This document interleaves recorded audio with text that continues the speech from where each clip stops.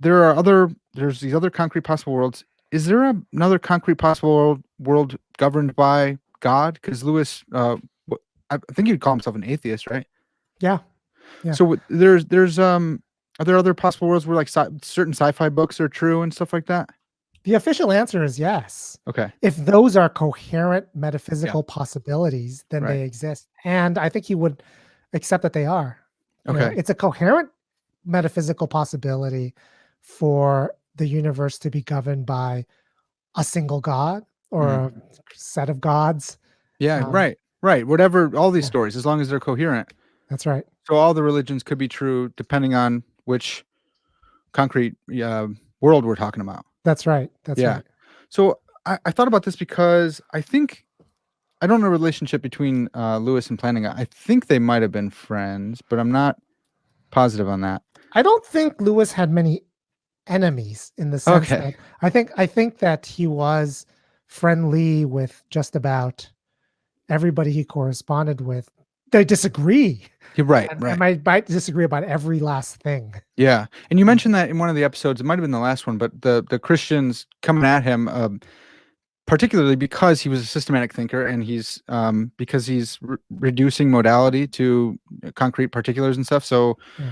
the Christians weren't happy about that and back and forth. But I was wondering, so Plantinga has this ontological argument, which is like, if God is possible, if he exists possibly in any universe, then he's a necessary being and he exists in every universe. And I don't know if Lewis had time to think about that, had thought about that, but it seems like if he's allowing a necessarily existent being to exist in one concrete universe, does that not spread to the rest, including our own?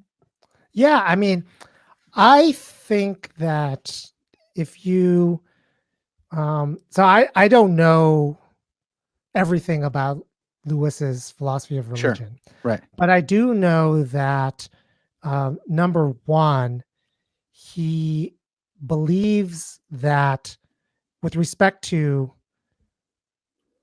monotheism, right? Yeah. So with respect to our universe, the kind of necessary features that are supposed to be present of a God, I don't think he thinks all go together. Yeah. Right. So that there's Right. none here. There's no Yeah. the Yeah. evidence Yeah. isn't here for it. Yeah. That's right. So is there an argument for a necessarily existent creature that can be that can exist in all possible worlds? They have to be consistent with the facts of every possible world. Yeah. If you think about that, right?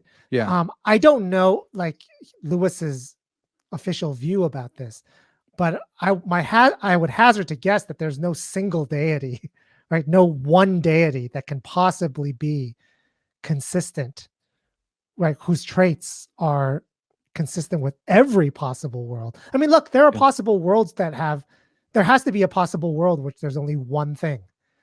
And that thing is a donkey, right? Like that's got to be a possible world, right? How could you have an existent being?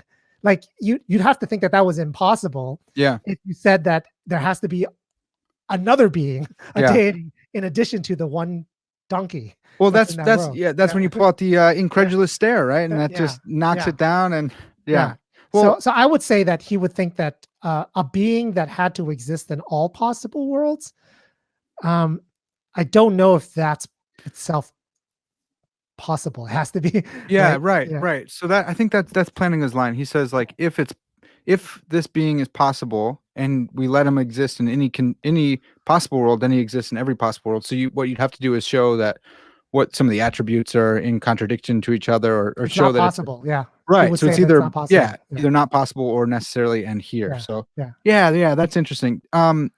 Lewis in Counterfactuals here, he gives us this famous example. I believe you brought it up in the podcast that if kangaroos had no tails, they'd topple over.